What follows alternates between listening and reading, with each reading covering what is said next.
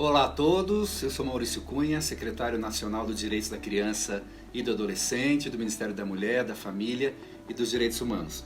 É uma alegria, uma honra, um privilégio poder falar com vocês nessa semana universitária da UNB. Quero agradecer ao Decanato de Extensão pelo convite e parabenizar pela iniciativa. Nós vamos falar um pouquinho sobre a construção histórica das políticas de direitos da criança e do adolescente, alguns avanços e desafios, especialmente nesse ano de 2020, que nós completamos 30 anos do Estatuto da Criança e do Adolescente, destacando inclusive ao final a importante participação da universidade na construção dessa política, inclusive com alguns desdobramentos muito concretos de avanços recentes na defesa e na promoção dos direitos das crianças e dos adolescentes. Bom, o ECA, ele expressa como normativa nacional, considerada aí uma das melhores legislações do mundo na área da criança e do adolescente, a manifestação de instrumentos normativos internacionais que vinham sendo construídos no final da década de 80, começo da década de 90. Ele representa a expressão brasileira dos instrumentos da ONU que foram transformados em legislação nacional, junto com outras legislações, outras normativas compõem o arcabouço da proteção da infância, da defesa e da promoção de direitos da criança e do adolescente brasileiro. É muito importante a gente fazer essa reflexão agora, nos 30 anos do ECA, ainda mais considerando que ainda temos muito a avançar na defesa dos direitos das crianças e adolescentes. Ser criança no Brasil ainda é difícil, ainda significa estar exposto a situações de violência e de grandes vulnerabilidades, e a sociedade tem um enorme desafio aí de fato, que o Brasil tenha uma infância e uma adolescência protegidos com seus direitos garantidos. E o ECA também o Estatuto da Criança e Adolescente, é uma das leis que mais estão na mira de eventuais mudanças, para alguns eventuais retrocessos, leis aí que estão no centro do debate nacional, dada a importância das crianças e adolescentes, inclusive na própria Constituição, que coloca como prioridade, eles colocam como prioridade absoluta da família, do Estado e da comunidade, logo das políticas públicas. Bom, o Estatuto da Criança e Adolescente, ele vem inaugurar a doutrina da proteção integral. O que é isso? Para a gente entender melhor, eu vou falar de 3 princípios fundamentais dessa doutrina que trazem aí o espírito do Estatuto, a grande contribuição do Estatuto para uma nova forma de se ver a infância e a adolescência no Brasil. Qual é o primeiro princípio da proteção integral? Crianças e adolescentes são sujeitos de direitos. Antes, na época do Código do Menor, eles eram meros objetos da nossa intervenção, agora eles são protagonistas. O próprio termo menor foi substituído pelo termo criança e adolescente, um termo que traz mais dignidade para esses sujeitos de direitos, aí no Brasil 60 a 65 milhões de pessoas. E as relações passam a ser de natureza vinculante, não mais por favor ou por filantropia. Ou seja, o foco não é mais um objeto de uma determinada intervenção, mas é a relação dos sujeitos. A criança e o adolescente passam a ser sujeitos de direitos, não um foco, passa a ser menos objetificado para se tornar de fato um protagonista, um sujeito de direitos que deve contribuir inclusive com a proteção da própria política. O segundo princípio da proteção integral é: crianças e adolescentes são pessoas em desenvolvimento. Isso é muito importante. Esse pilar da doutrina da proteção integral vai afirmar que elas são sujeitos especiais com peculiaridades emocionais, espirituais, físicas, culturais e espirituais. Ou seja, que deve ser dada consideração às particularidades da infância e da adolescência, em especial um respeito aos vínculos desses sujeitos.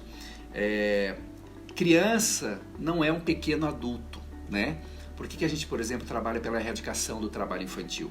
Porque a gente entende que a criança não tem que se submeter ao mundo, às normas, às regras, às especificidades do mundo do trabalho.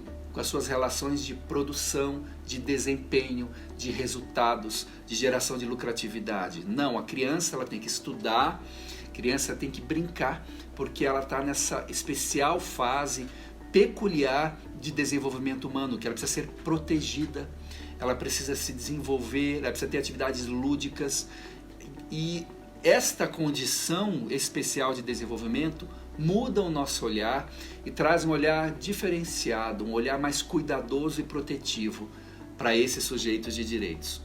E o terceiro princípio da proteção integral, muito importante, que o ECA traz, já ancorado na própria Constituição da República Federativa do Brasil, é: crianças e adolescentes são prioridade absoluta, né? Não bastou ao legislador dizer criança e adolescentes são prioridade, né? Que alguém já poderia dizer, prioridade é prioridade, é suficiente. Não, é prioridade absoluta. Podemos aí inferir que a razão última de ser do Estado brasileiro é a criança e o adolescente, e que toda a sociedade deve estar voltada para ela, para o seu cuidado e para a promoção do seu direito.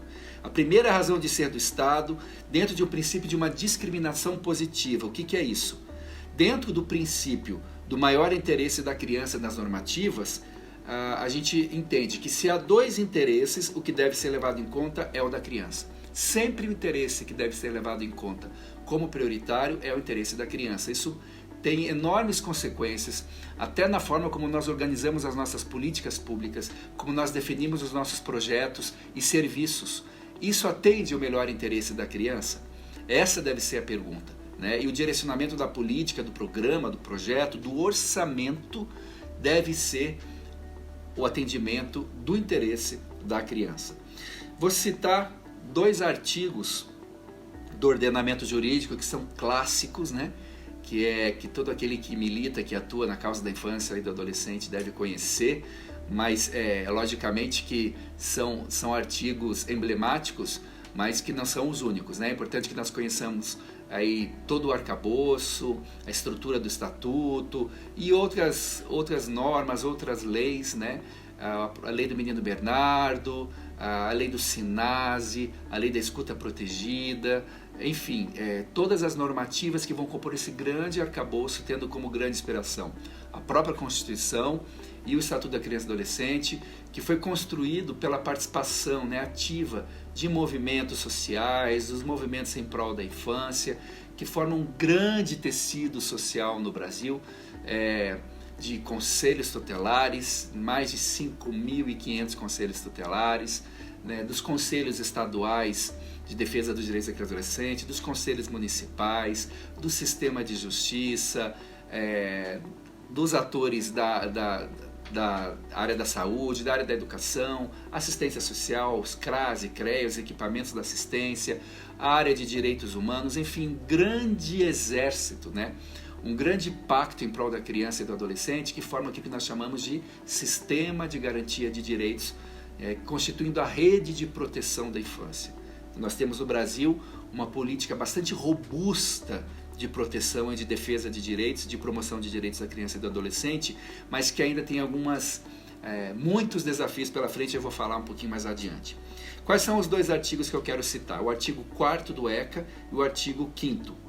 O artigo 4º vai dizer: é dever da família, da comunidade e da sociedade em geral e do poder público assegurar, com absoluta prioridade, a efetivação dos direitos referentes a, e aí ele vai citar o rol de direitos da criança e do adolescente: vida, saúde, alimentação, educação, esporte, lazer, profissionalização, cultura, dignidade, respeito, liberdade e convivência familiar e comunitária. Então aí está o rol dos direitos listados para a criança e para o adolescente brasileiro. E o artigo 5º vai falar sobre a questão da violação dos direitos, das violências, né? Quando diz que nenhuma criança ou adolescente será objeto de qualquer forma de negligência, É o primeiro caso de violação de direitos. O que mais comum, por exemplo, no Disque 100, que é a Ouvidoria Nacional de Direitos Humanos, é a negligência, discriminação, exploração, violência, crueldade e opressão. Punido, na forma da lei, qualquer atentado por ação ou omissão aos seus direitos fundamentais. Bom, tendo isso como pano de fundo, vamos fazer uma avaliação, que é uma avaliação logicamente breve, superficial, mas fundamentada em indicadores sobre a evolução desses direitos assegurados a partir de indicadores sociais. E aí eu gostaria de pensar com vocês num contínuo. O que é isso? Não é que algumas coisas a gente já superou e outras a gente ainda tem que superar. Nós estamos numa construção, num processo histórico.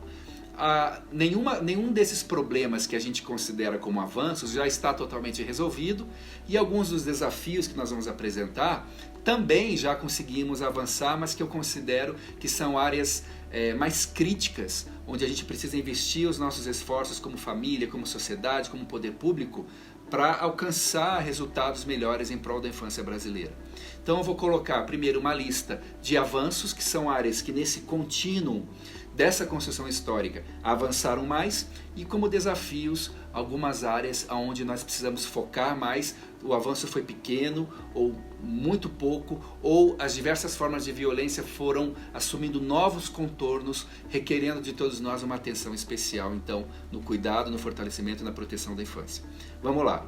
Alguns dos avanços eu citaria. O trabalho infantil, né? Há 10 anos atrás nós tínhamos mais de 5 milhões de crianças em situação de exploração do trabalho.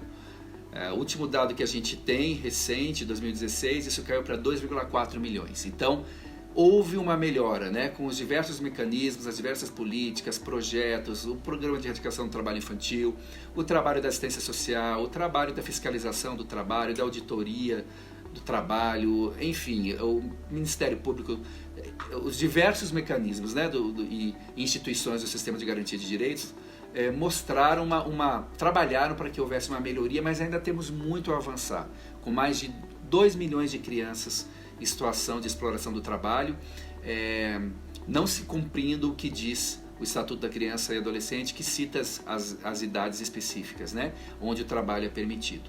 E sabemos que aqui o ano de 2020 trouxe a pandemia da Covid-19, e sabemos que a tendência é esse quadro se agravar muito, o que requer a nossa atenção especial. Outro avanço é a mortalidade infantil. O Brasil foi um dos países do mundo que mais avançou na redução da mortalidade infantil nesses últimos 30 anos.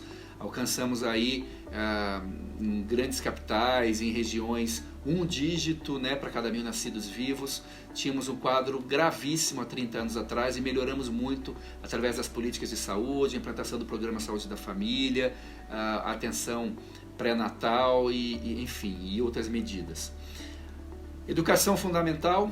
Cresceu o número de inscritos, né, de crianças matriculadas no ensino fundamental.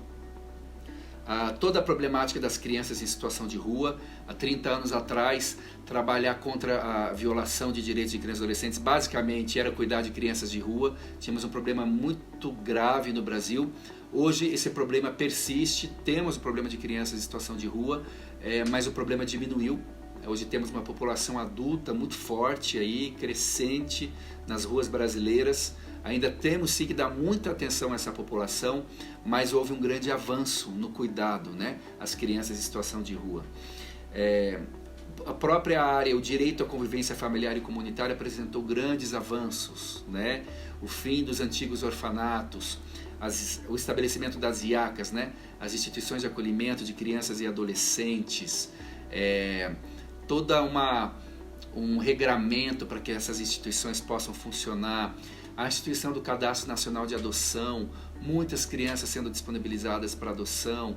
Temos hoje um número de crianças disponíveis para adoção menor do que o número de famílias candidatas.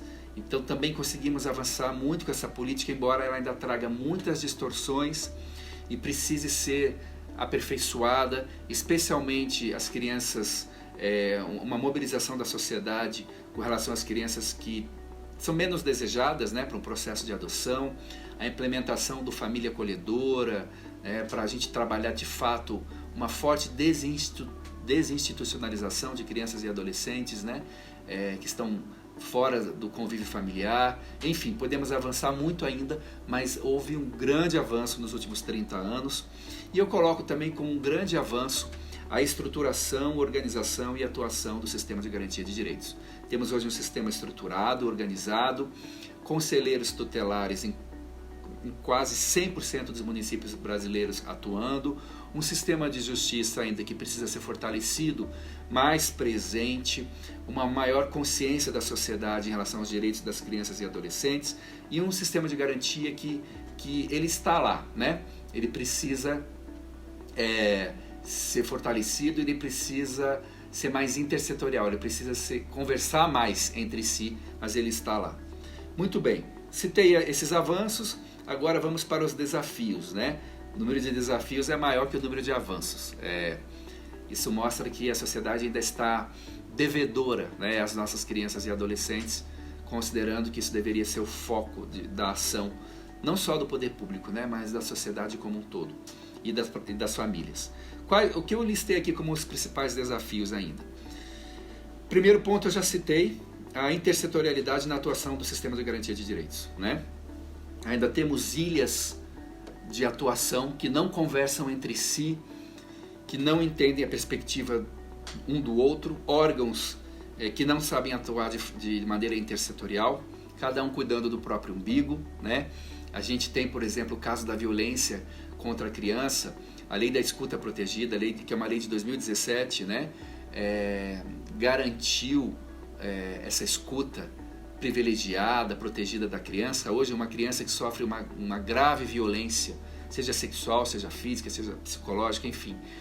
Alguns estudos apontam que para que se cumpra o ciclo completo da responsabilização do agressor, essa criança vai ter que de alguma forma relatar o que aconteceu com ela de 8 a 10 vezes. Então isso é um grande absurdo, é uma grande vitimização.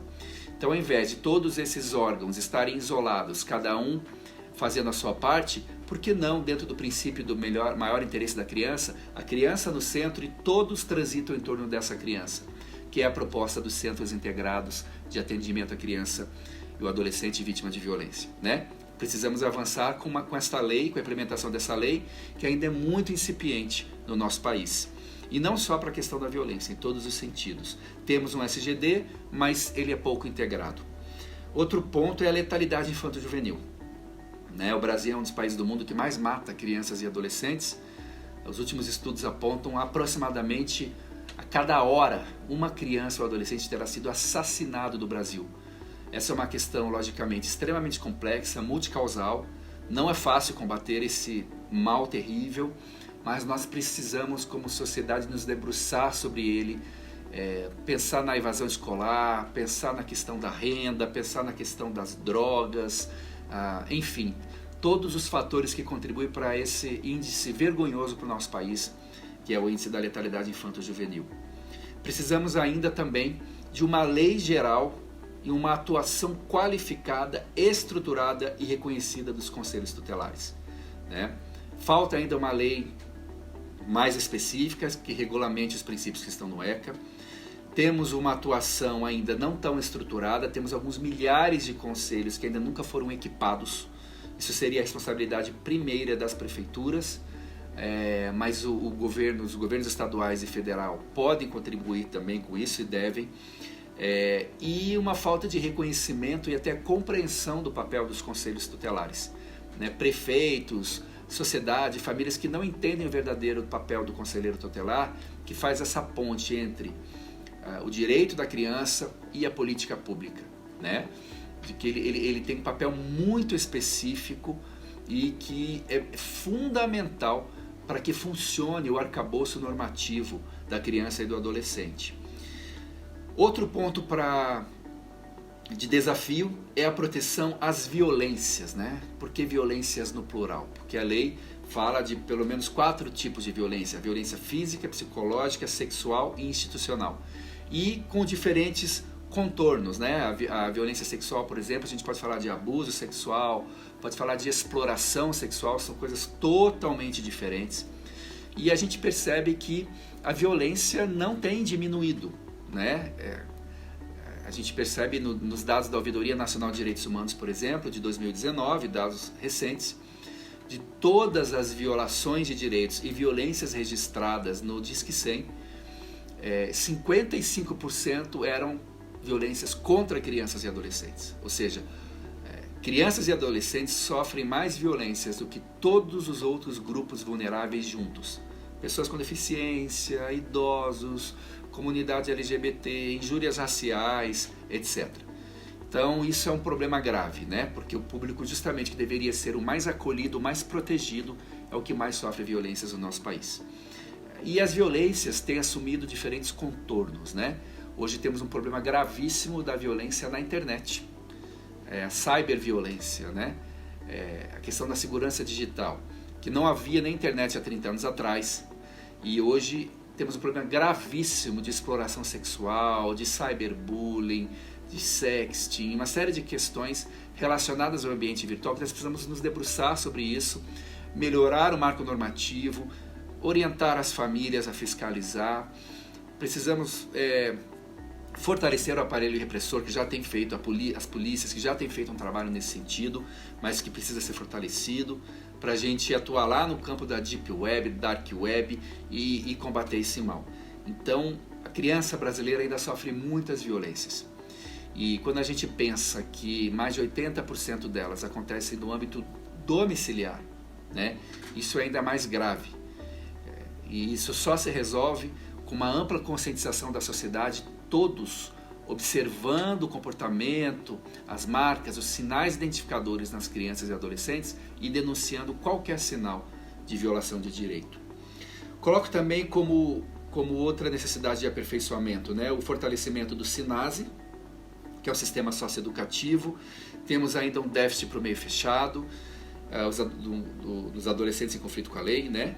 Temos que fortalecer a semi-liberdade, o meio aberto, fazer com que o SINASE seja de fato ressocialização dentro do que nós cremos, né? Que a adolescência é uma fase da vida muito especial de desenvolvimento, fortalecer e criar tecnologias sociais que promovam essa socialização.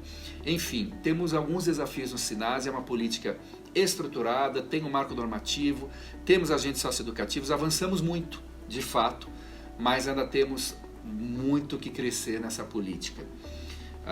Outro desafio é o OCA. O que é o OCA? O Orçamento da Criança e do Adolescente. Ora, se criança e adolescente são prioridade absoluta, né, elas têm que ser prioridade também no orçamento. O orçamento público deve ser voltado para atendimento da criança e do adolescente. E aí nós temos uma dificuldade, que a gente não consegue mapear claramente, de fato, quanto que é investido na criança e no adolescente, especialmente porque as rubricas estão distribuídas em diferentes áreas, na educação, na saúde, na assistência social, na política de direitos humanos, etc. Então a gente não sabe de fato o quanto que um município prioriza a criança, né? E por isso precisamos fortalecer esses mecanismos de monitoramento orçamentário, de transparência e de prestação de contas, para que tenhamos mecanismos, indicadores de mensuração desse orçamento, que o orçamento revela muito da priorização ou não da infância. Coloco como outro desafio o desenvolvimento, a criação, o fortalecimento e a disseminação de tecnologias sociais inovadoras, e que essas tecnologias sociais influenciem políticas públicas, inclusive muitas que nascem no seio da sociedade civil, através de organizações sociais engajadas, comprometidas com a infância, que desenvolvem soluções para os problemas da infância, né? Essas tecnologias sociais criadas no seio da sociedade podem se tornar políticas públicas, devem se tornar políticas públicas, ou mesmo tecnologias que nascem a partir do próprio aparelho do Estado, mas que precisam ser fortalecidas e disseminadas. Alguns exemplos, né? O Família Acolhedora, que é dentro da política de convivência familiar e comunitária, que promove a desinstitucionalização das crianças. enquanto elas não retornam à família de origem ou não são disponibilizadas para adoção. O que estamos chamando aqui de família protetora, que é família acolhedora, mas para as crianças e adolescentes ameaçados de morte, os centros integrados de acolhimento, de atendimento de crianças e adolescentes vítimas de violência, etc., né? Uma série de tecnologias sociais que são desenvolvidas para resolver problemas e que precisam ser registradas, sistematizadas, testadas e disseminadas. Outro desafio muito importante é a questão do suicídio e automutilação de adolescentes. Aí a gente precisa trabalhar em parceria todos os atores do sistema de garantia de direitos, né? O pessoal da saúde, o pessoal da educação, da assistência. É um problema grave que vem piorando nos últimos anos e que nós ainda não sabemos muito bem, não temos os instrumentos para fazer o enfrentamento mais contundente, né? E que tenha cometido muito fortemente as nossas crianças e adolescentes. Temos o velho problema histórico brasileiro da desigualdade social e regional, né? Crianças que sofrem grandes violações de direitos, crianças mais pobres, a questão da pobreza, a questão da desigualdade regional. É muito diferente ser uma criança no sul, no sudeste, do que ser uma criança lá na região amazônica, na região norte. A criança indígena, né? A gente entender que o ECA vale para a criança indígena, que elas têm os mesmos direitos, que os direitos que estão lá na Constituição, no ECA, são superiores a qualquer tipo de violação decorrente de padrões culturais específicos, que essa criança tem que ser cuidada como qualquer outra, que ela tem que ser protegida como qualquer outra.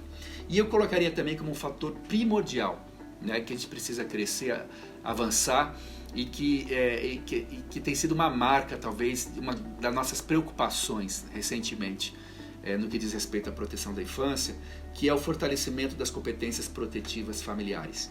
Tá? Não existe uma infância forte se não existem famílias fortes. Não existe uma criança protegida sem vínculos fortes. Criança é vínculo, né?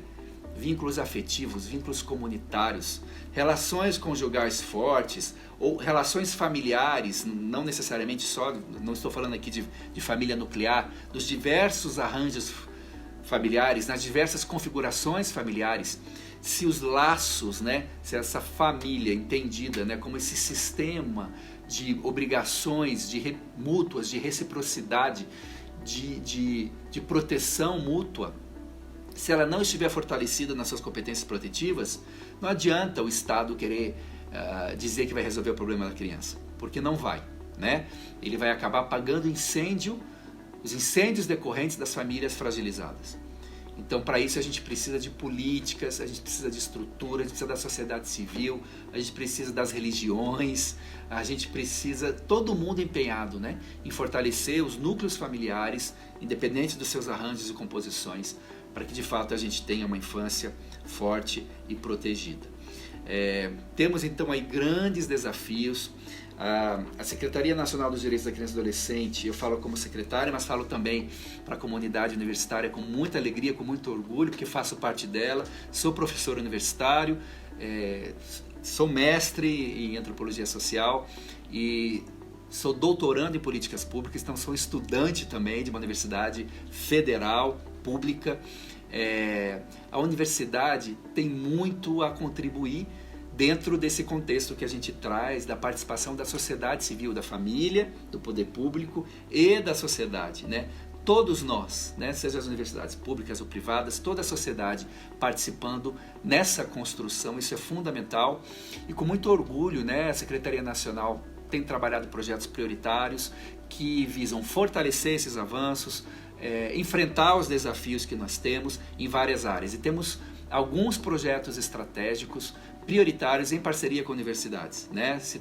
Posso citar alguns, mas de cara posso citar a Universidade Federal do Paraná, com a ideia do Observatório Social, Observatório de Combate às Violências, e com a própria UNB, onde estamos desenvolvendo um dos nossos projetos prioritários, de capacitação dos atores do sistema de garantia de direitos, que é uma das principais contribuições que a nossa secretaria, que é uma secretaria de articulação dos atores, não temos papel executivo direto, quem executam as políticas são municípios e estados e alguns órgãos federais. O nosso Ministério de Direitos Humanos é o Ministério de Articulação, de formulação de políticas públicas, de criação de tecnologias sociais.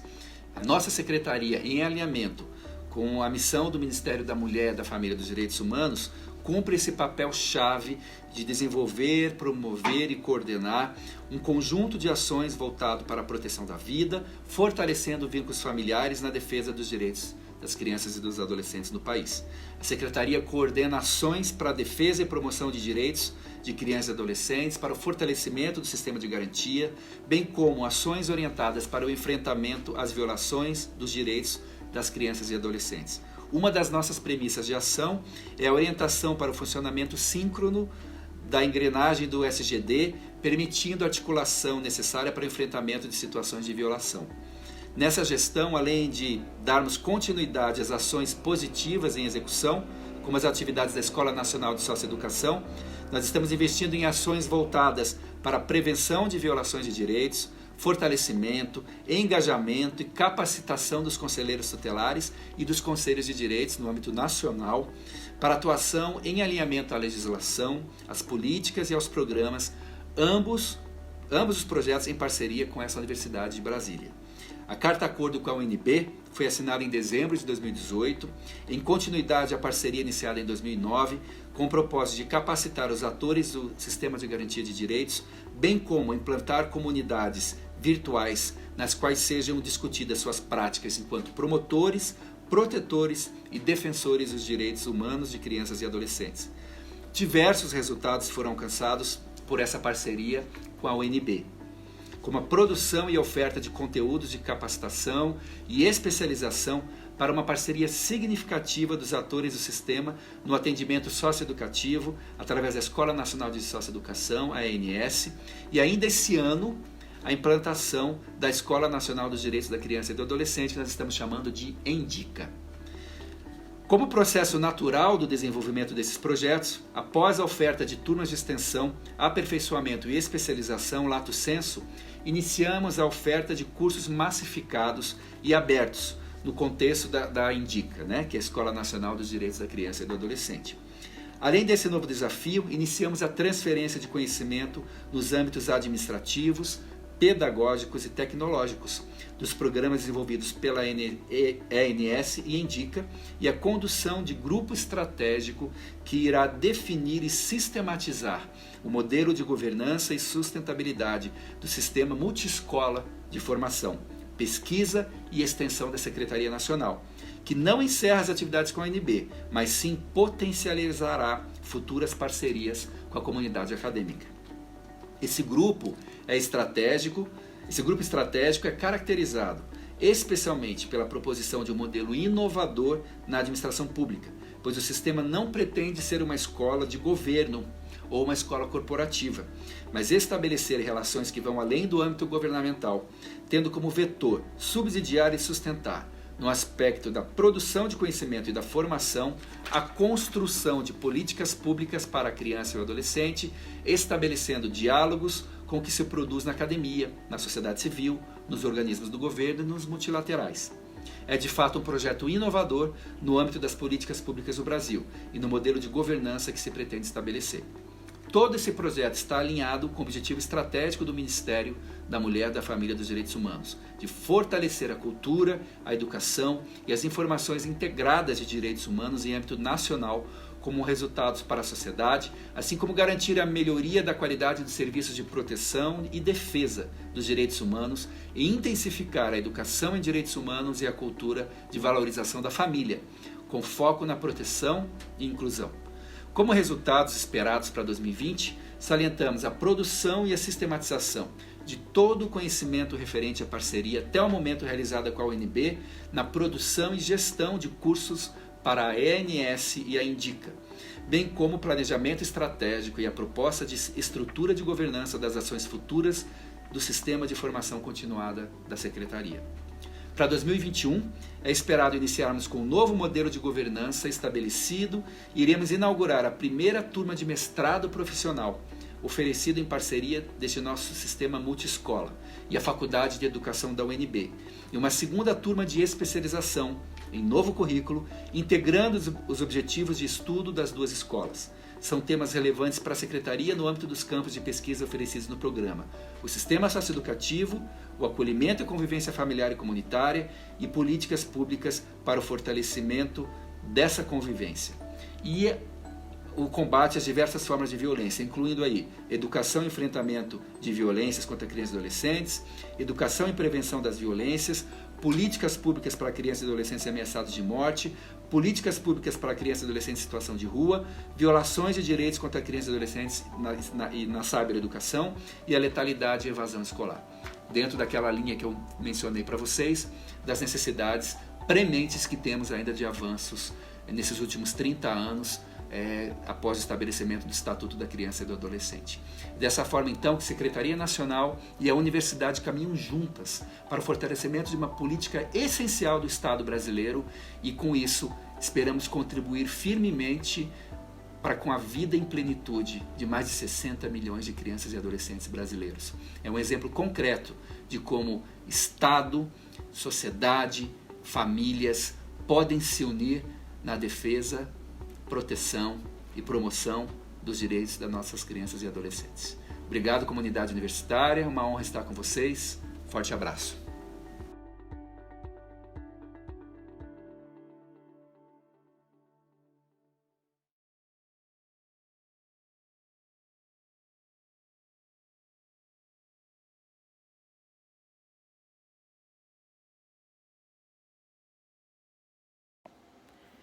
Quando nós pensamos no conjunto de políticas públicas de atenção à infância e adolescência, um cenário que ainda é bastante desafiador no Brasil é o chamado sistema socioeducativo.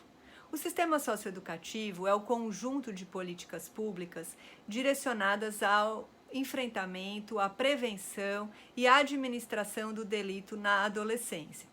A nossa legislação define o adolescente como toda pessoa entre 12 e 18 anos incompletos. E conforme também as regras legais, quando um adolescente pratica um ato descrito como crime ou contravenção, ele vai ser submetido a um processo de apuração da sua responsabilidade, que poderá culminar na imposição de uma medida sancionatória, que no nosso sistema chama-se medida socioeducativa.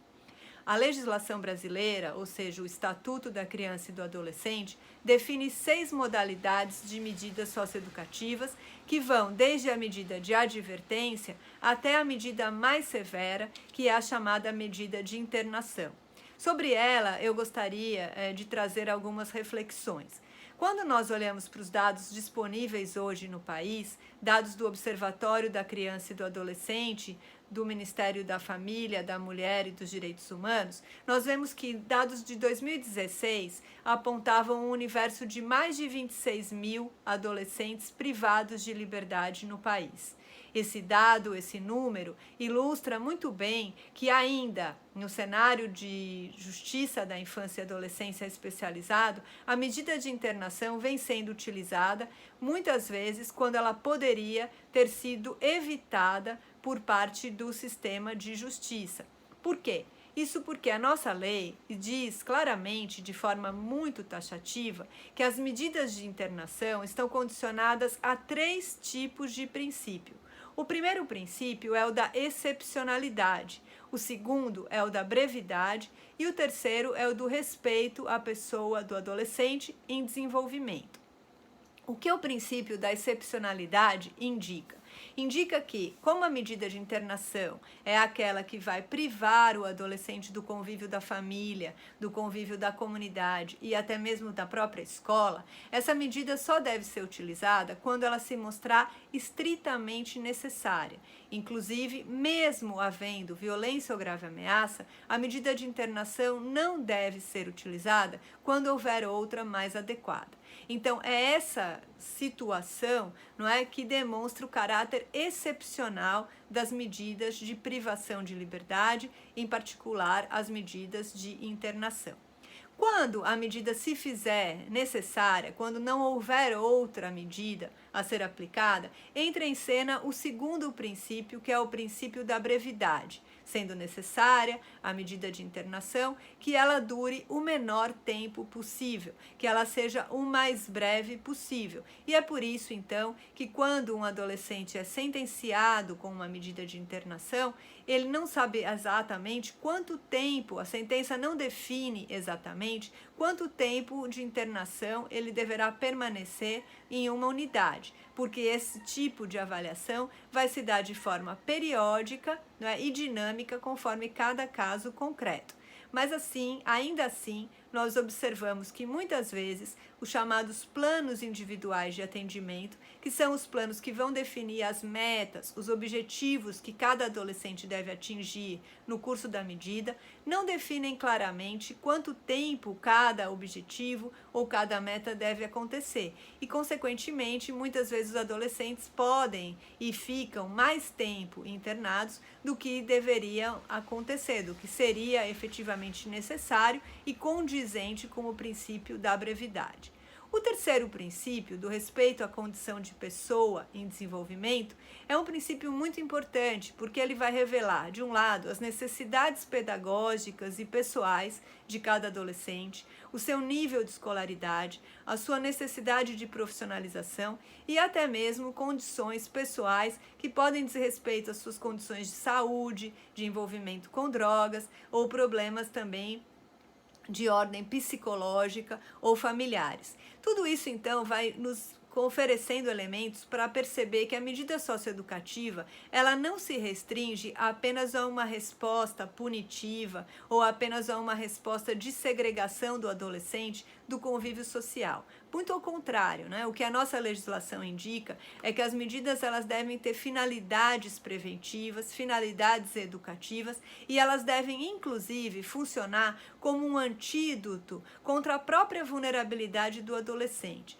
O que isso quer dizer? Quer dizer que a medida não deve reforçar estigmas, que a medida socioeducativa não deve reforçar a marginalização e, pelo contrário, ao final do cumprimento de uma medida dessa natureza, o adolescente deve ter sido inserido em programas sociais, em atividades e tenha adquirido, portanto, habilidades que os possibilite, inclusive, a romper com a trajetória infracional em suas vidas.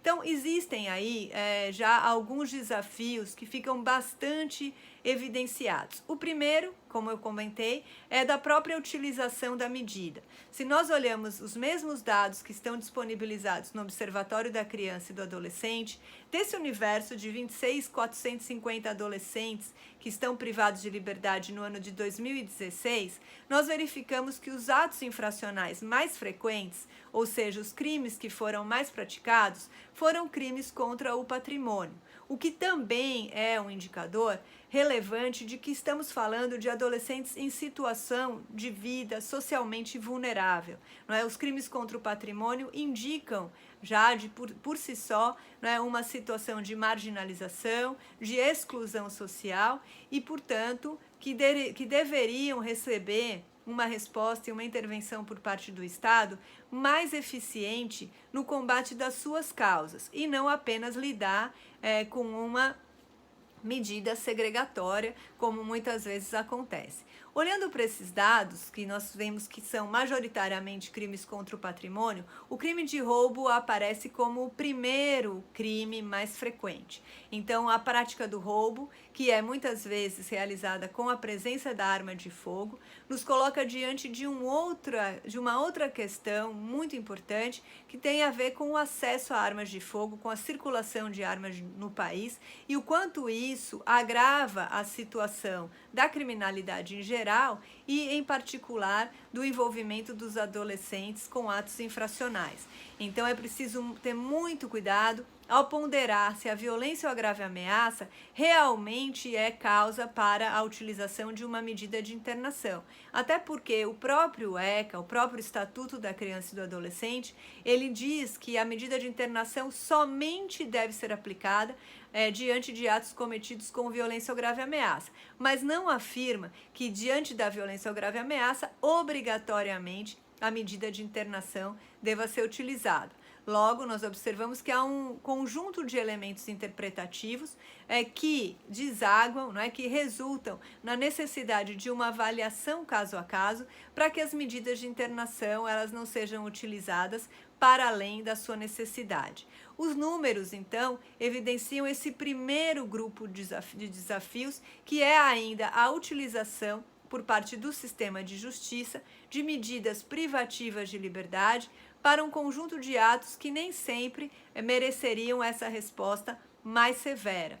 Isso também está presente no segundo tipo de ato infracional mais frequente, que é o tráfico de drogas. Embora nós já tenhamos tido decisões a nível jurisprudencial indicando que o tráfico de drogas não comporta violência ou grave ameaça e, portanto, não seria um tipo de ato infracional passível do recebimento da medida de internação, ele figura como o segundo ato mais frequente nesse universo de adolescentes que cumprem medidas de privação.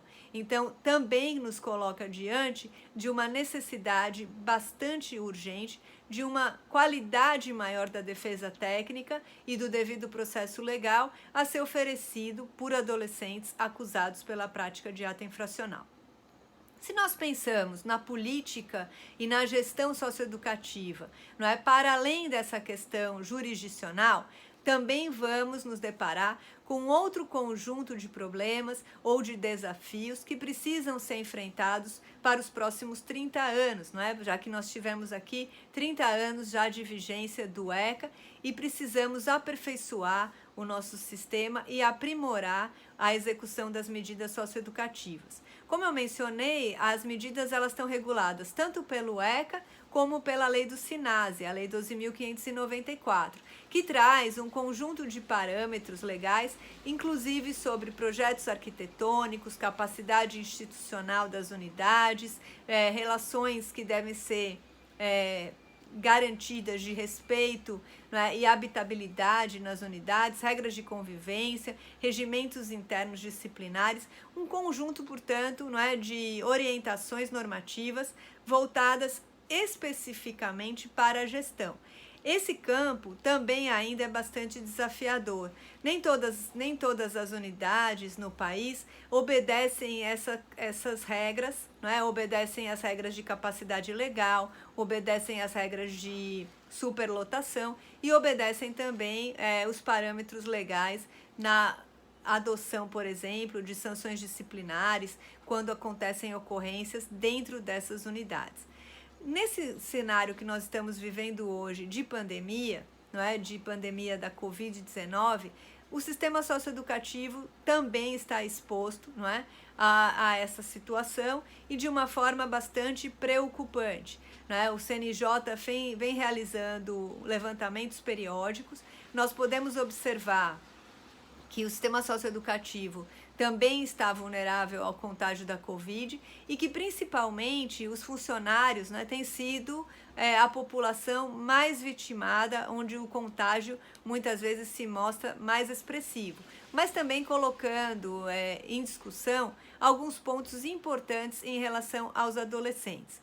Por força da pandemia, o Conselho Nacional de Justiça adotou uma recomendação, a recomendação de número 62, que vai indicar dois conjuntos de medidas muito importantes. O primeiro, no momento de utilização da medida socioeducativa. Então, a recomendação, ela sugere, ela orienta que na hora de definir, na hora de adotar, de aplicar uma medida socioeducativa, sejam evitadas as medidas de internação, principalmente para adolescentes gestantes, para adolescentes indígenas, para adolescentes que não tenham atuado com violência ou grave ameaça e, portanto, evitando assim, colocando mais elementos concretos do quanto essas medidas são excepcionais e mais ainda num contexto de pandemia. Por outro lado, o segundo grupo de recomendações já diz respeito não ao momento de aplicação da medida, mas para os casos em que os meninos e as meninas, adolescentes, já estejam no cumprimento das suas medidas socioeducativas, já estejam em unidades privativas da liberdade e que se caberia uma revisão ou uma reavaliação das medidas, todas essas dirigidas, não é, direcionadas para adotar então medidas em meio aberto que evitariam a presença de um maior número de adolescentes privados de liberdade e, portanto, colocando em maior risco as possibilidades de contágio. Então, nós podemos concluir, ainda que preliminarmente, não é, que o sistema socioeducativo já é por si só um espaço de muitos desafios. Nós temos desafios no campo da aplicação das medidas, ainda precisamos melhorar e aperfeiçoar o nosso sistema em meio aberto, dar maior credibilidade a esse sistema, utilizar mais as medidas em meio aberto para evitar uma segregação, uma marginalização, uma estigmatização desnecessária dos nossos adolescentes. Por outro lado, no contexto de pandemia, tudo isso fica ainda mais acentuado. E é por conta disso, não é, que essa recomendação do Conselho Nacional de Justiça trouxe à tona essas evidências, não é, de que situações em que não há violência ou grave ameaça, situações pessoais dos adolescentes, como uma adolescente gestante ou como uma adolescente portadora de alguma necessidade especial, não é, são situações que devem ser levadas em consideração em direção a evitar a privação de liberdade. Isso tudo corrobora, não é, a necessidade também de que o sistema esteja cada vez mais capacitado para lidar tanto com os adolescentes como com possíveis ocorrências, não é, que possam vir a surgir.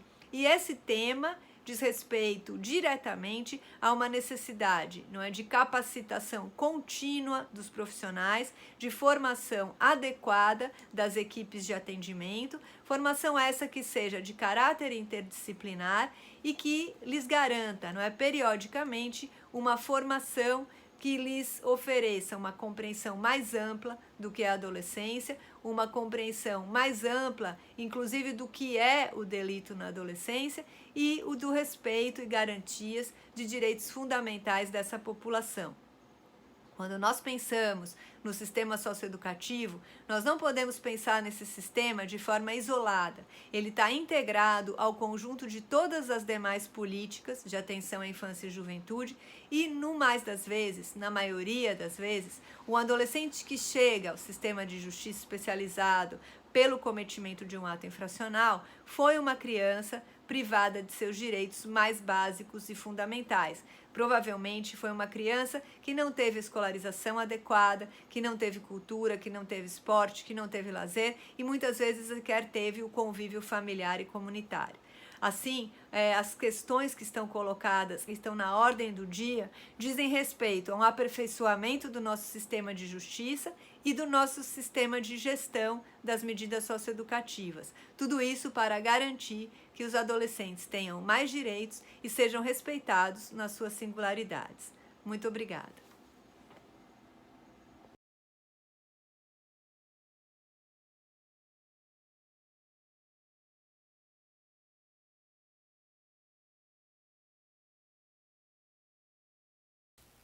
Oi pessoal, tudo bem com vocês? Meu nome é Tatiana, eu sou professora no Departamento de Teorias e Fundamentos da Faculdade de Educação da Universidade de Brasília.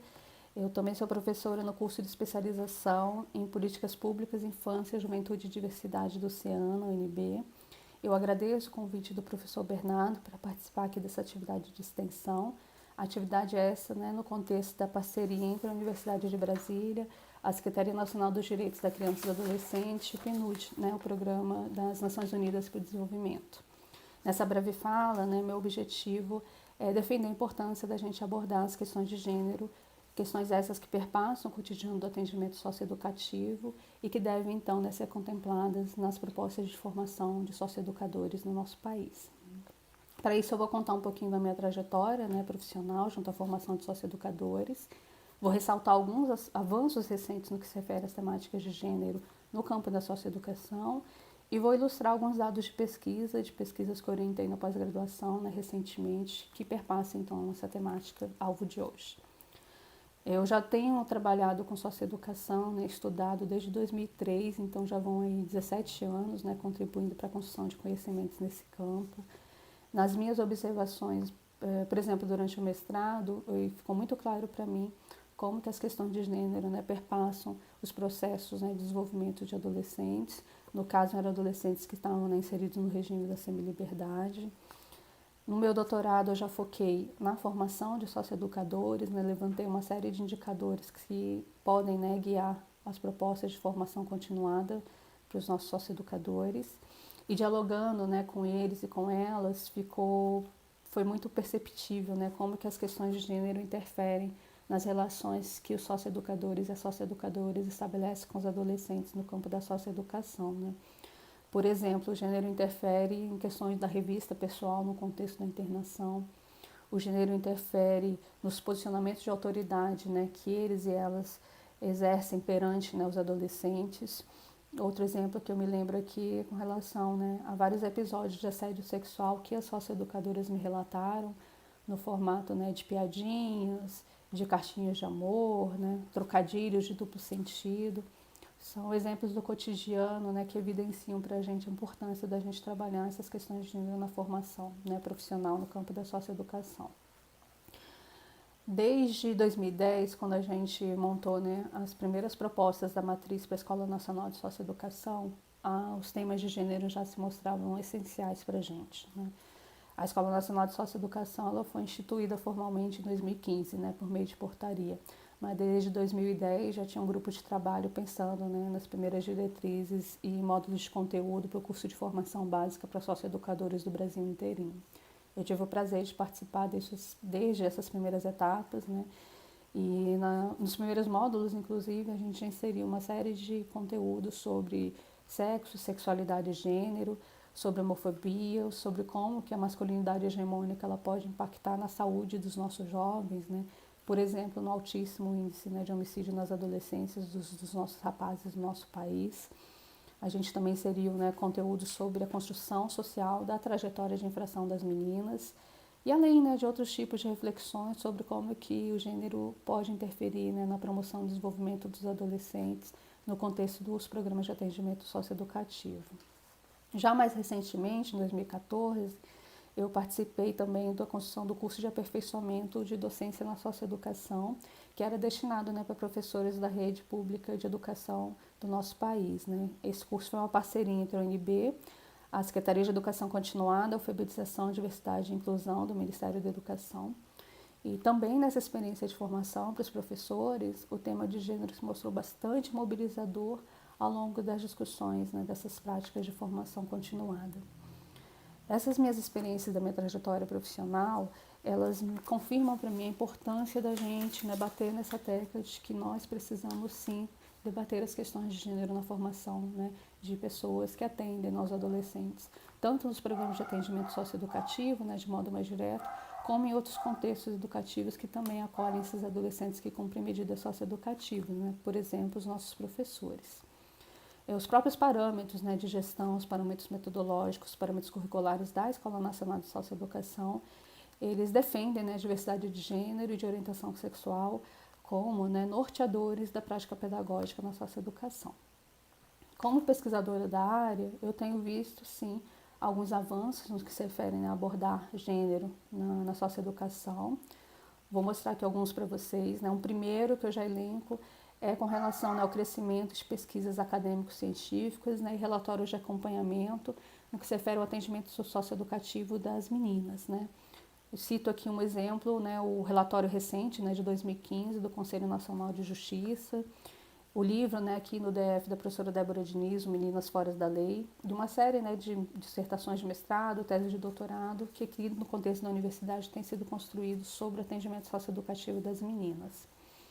Outro avanço que eu vejo, né, e aí eu vejo um protagonismo muito forte dos socioeducadores, é a construção, né, de encontros para trocas de experiência, para discussão, né, de casos com relação ao atendimento socioeducativo para as meninas, né. Aqui no DF mesmo, vira e mexe, o pessoal está organizando e está ficando muito interessante essa co-construção de conhecimentos na educação permanente dos socioeducadores, né, por iniciativa dos próprios socioeducadores. Outro avanço que eu destaco é a construção das diretrizes para atendimento, né, às adolescentes privadas de liberdade, isso desencadeado, né, no ano passado com a recomendação do Mecanismo Nacional de Prevenção e Combate à Tortura. Aqui no DF, né, recentemente, 2014, né, foi criada a primeira e a única unidade, né, de semiliberdade para as meninas. E 4 meses atrás, né, em abril de 2020, foi criada uma unidade de internação específica para o atendimento, né, das meninas. Nela tem inclusive a previsão, né, do módulo mãe e bebê, que é um assunto muito polêmico, né, a gente não vai aprofundar aqui hoje, mas sim, esse módulo foi pensado para que as adolescentes possam permanecer, né, com seus filhos após os 6 meses da licença maternidade. Outro recente avanço que eu destaco aqui no DF foi a publicação em janeiro desse ano, 2020, de uma portaria que normatiza então o tratamento dispensado à população LGBTI, né, lésbicas, gays, bissexuais, travestis, transexuais, transgêneros e pessoas intersexo. Essa portaria, então, normatiza o tratamento dessa população atendida no sistema socioeducativo aqui do Distrito Federal, né? Nessa portaria, ela já se preconiza, né, o respeito à diversidade sexual e de gênero e a garantia plena dos direitos dessa população dentro de sua integridade física e psicológica, né? Isso tudo deveria, né, ou deve se traduzir no cotidiano dos programas de atendimento, por exemplo, no uso do nome social, né, no acompanhamento específico, né, de saúde para adolescentes que estão vivenciando processos de transição de gênero, pela revista, né, em ambiente, né, com privacidade de adolescente travesti, né, adolescente ou adolescente transexual. Pode se traduzir, né, no cotidiano também pelo encaminhamento a unidades, né, femininas de adolescentes, né, que assim se autodeclaram, ou de adolescentes transexuais, e aí nesse caso, né, a fim de proteger essa pessoa, né, e pelo uso, né, de vestimentas de acordo com a identidade de gênero e pela proibição das discriminações, né, no cotidiano do atendimento socioeducativo. Nessa portaria também se preconiza a realização, né, de formação continuada para os nossos socioeducadores no que se refere a temáticas de gênero. Esse é um avanço que eu acho importante a gente destacar, né? Apesar desses avanços que eu estou aqui compartilhando com vocês, né, infelizmente no cotidiano de atendimento, em muitos programas de atendimento socioeducativo, a gente ainda vê, né, uma série de estruturas e dinâmicas que evidenciam, né, desigualdade de oportunidades, né, e de direitos entre os gêneros. Por exemplo, né, na maior parte das unidades federativas do nosso país, não existem equipamentos específicos para o atendimento das meninas que cumprem medida socioeducativa. Aqui no Distrito Federal, como eu disse antes, muito recentemente foi criada então uma unidade de semiliberdade e agora, né, meses atrás, uma unidade de internação feminina. Muitas unidades federativas sequer existem. As atividades, né, que são atribuídas às meninas e os meninos que cumprem medidas socioeducativas, elas também são generificadas e muitas vezes mesmo estereotipadas, né? Para os meninos, geralmente é futebol, curso de pedreiro, de mecânico de automóveis. Para as meninas, geralmente artesanato, curso de maquiagem, design de sobrancelhas. Isso nos leva, né, a questionar se realmente a gente está ofertando uma igualdade de oportunidades para eles e para elas. Caminhando aqui na minha fala, eu compartilho com vocês alguns dados, né, derivados dessas pesquisas que eu orientei recentemente, a fim da gente defender, né, a importância da gente abordar temáticas de gênero na formação de socioeducadores. Uma, né, se refere, né, ao âmbito mais das feminilidades e outra das masculinidades, né. A primeira é da Paula Gratão, que é antropóloga. Ela investigou, então, né, vulnerabilidades sociais e trajetórias, né, institucionais de meninas que estão inseridas no regime de semiliberdade. Ali a gente pode destacar que as meninas, né, que cumprem medida socioeducativa, elas geralmente enfrentam uma dupla estigmatização. Primeiro, porque elas infringiram a lei. E segundo, porque elas acabam afrontando esses tradicionais papéis sociais que são atribuídos às mulheres, né, na nossa cultura brasileira, né? E ficou evidente nas discussões dessa pesquisa que o sistema socioeducativo ele é pensado e é organizado a partir de uma lógica masculina. Vamos pensar, por exemplo, o que acontece com uma menina quando ela engravida. No nosso país, as adolescentes quando engravidam, muitas são expulsas de casa, né? Muitas fogem de casa, inclusive, com medo de apanhar, né, dos seus familiares. Na casa de semiliberdade, né, as meninas também costumam fugir, né, elas evadem ao se descobrirem grávidas, né. Elas costumam retornar ao regime de semiliberdade quando elas são apreendidas novamente, né, por meio de mandato de busca e apreensão. Em alguns casos elas retornam já depois, né, de terem dado à luz aos nenéns, estarem em processo de amamentação. Nas unidades de liberdade no nosso país, dificilmente você vai encontrar, né, um ambiente adequado para uma jovem mãe e o seu neném, né? O que as equipes de atendimento fazem a fim, né, de garantir os direitos tanto da adolescente quanto do neném, né? Elas costumam solicitar ao judiciário a suspensão temporária da medida socioeducativa e costumam solicitar que o acompanhamento socioeducativo prestado seja feito, por exemplo, por meio de visitas domiciliares, né? É importante a gente refletir também que após o nascimento dos filhos, né, as possibilidades de escolarização e de profissionalização para grande parte das adolescentes brasileiras, né, inclusive das adolescentes que cumprem medida socioeducativa, as possibilidades costumam diminuir, porque elas precisam, né, de um ambiente seguro para que fiquem, né, tomando conta dos seus filhos enquanto elas vão fazer os cursos profissionalizantes, né, enquanto elas fazem suas atividades da escola, por exemplo. No entanto, infelizmente, o que a gente vê no nosso país é a falta, né, de vagas de creches para que poderiam, né, apoiar as adolescentes nesse contexto. A rede de apoio social também para as adolescentes, para essas jovens mães, costuma ser muito empobrecida, né? E existem pouquíssimas informações sobre os pais, né, dos nenéns das adolescentes, né? Na nossa sociedade, muitas adolescentes escutam uma série de julgamentos morais quando engravidam, né? São frases do tipo assim: olha, na hora de fazer foi bom, né? Agora aguenta. Ó, filho dá trabalho mesmo, não reclama não. Pior ainda, né? Essa aí de santinha só tinha cara. Infelizmente, esses discursos, né, eles estão presentes na nossa cultura brasileira, inclusive eles podem sair da boca, né, de socioeducadores e dos demais adolescentes também, né? Esses discursos eles acabam ilustrando para a gente como que as questões de gênero, né, elas perpassam sim a cultura do atendimento socioeducativo, por exemplo, nessa condenação moral, né, da vida sexual das meninas, no tom punitivo, no tom julgador, por elas terem engravidado. Mesmo, né, que a quantidade de meninas que cumprem medida socioeducativa seja menor em comparação com a quantidade de meninos, eu defendo que é importante que elas não sejam invisibilizadas e que existam, né, ações socioeducativas voltadas às suas especificidades. A outra pesquisa que eu orientei, né, se refere ao âmbito mais das masculinidades, se refere então à pesquisa, né, da psicóloga Luana Afonso. Ela investigou o atendimento socioeducativo que é ofertado para adolescentes a quem se atribui ato infracional relacionado à ofensa sexual, né? Existem pouquíssimos estudos com relação ao atendimento socioeducativo, né, para esses adolescentes, e isso dificulta muito a construção de estratégias de enfrentamento da violência sexual, dificulta, né, a construção de ações de prevenção, né, das ofensas sexuais praticadas por adolescentes e praticadas contra os nossos adolescentes, né?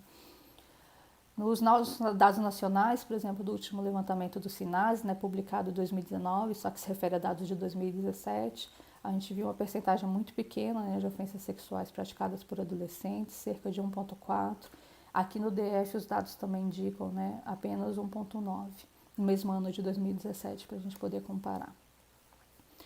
Na pesquisa, né, que ela realizou, a gente viu que os adolescentes, né, a quem se atribui as ofensas sexuais, eles também foram vítimas de ofensas sexuais e vivenciaram na sua trajetória de desenvolvimento uma série de riscos de vulnerabilidades sociais, inclusive, né, a insegurança alimentar, né, a fome, baixa escolaridade, situação de rua.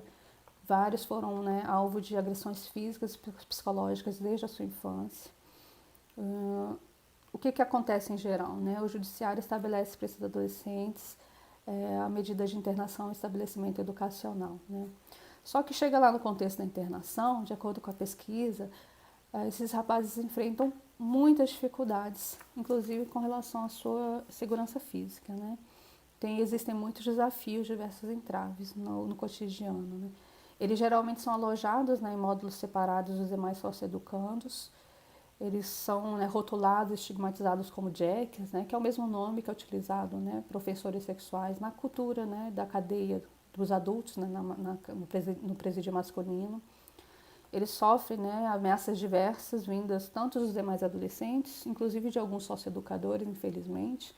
Eles sofrem ameaças, né, de xingamentos, ameaças de agressão física, inclusive eles chegam a escutar ameaças de violência sexual e até ameaças de morte. Em geral, esses adolescentes não podem participar de nenhuma atividade, né, de convívio com os demais socioeducandos, nenhuma atividade coletiva.